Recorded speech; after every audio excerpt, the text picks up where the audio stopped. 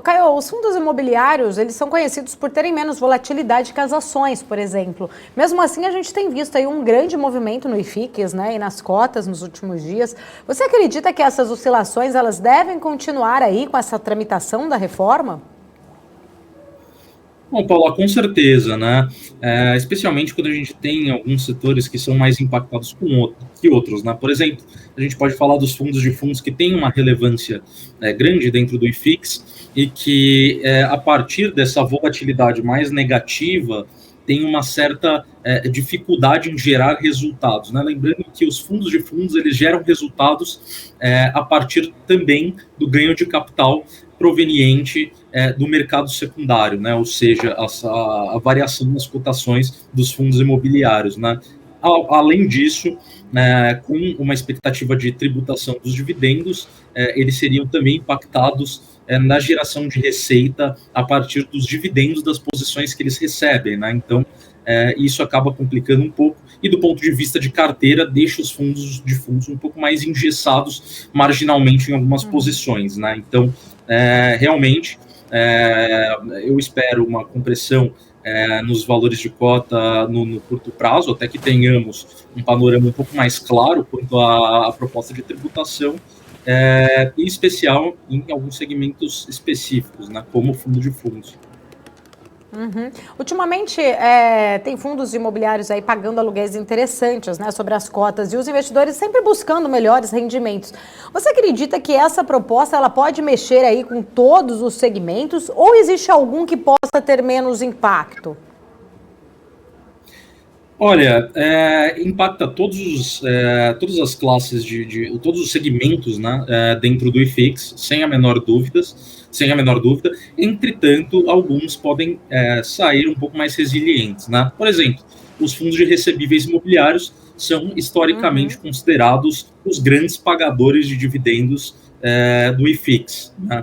Esses fundos pagam hoje mais ou menos uns 300, 200, 250 bips acima da média do IFIX, então a gente tem uma média de em torno de 9,5%, 10% de dividend yield contra uma média do IFIX de 7,2%, 7,3%, né? E esse diferencial pode acabar compensando parcialmente a tributação, né? A gente, mesmo com essa tributação, a gente ainda está falando de um spread bastante interessante contra títulos públicos, né? A maneira correta de se comparar fundos imobiliários com juros futuro analisando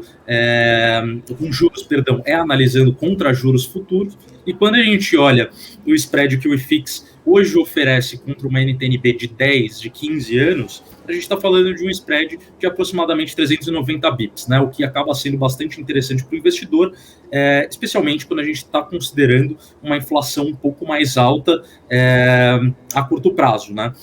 Então, mesmo com a proposta de tributação, a gente espera que seja reduzido um pouco esse atrativo, né, do dividend yield, mas a gente está falando de um spread de 390 bips indo para mais ou menos ali 290, 280 bips pós-tributação, o que continua sendo muito interessante, né? Isso eu estou considerando valores atuais. Então, de um ponto de vista de valuation, eu não acredito que o IFIX venha a ter algumas derretidas um pouco mais robustas, na casa de 20%, 30%, a galera falando que o IFIX vai acabar. Eu acho extremamente difícil, conforme quanto mais cair agora, eu acho que pode ter, sim, uma pressão majoritariamente pelo mercado ser composto por pessoas físicas, e pessoas físicas terem uma tendência um pouco mais forte de realizar suas posições no curto prazo.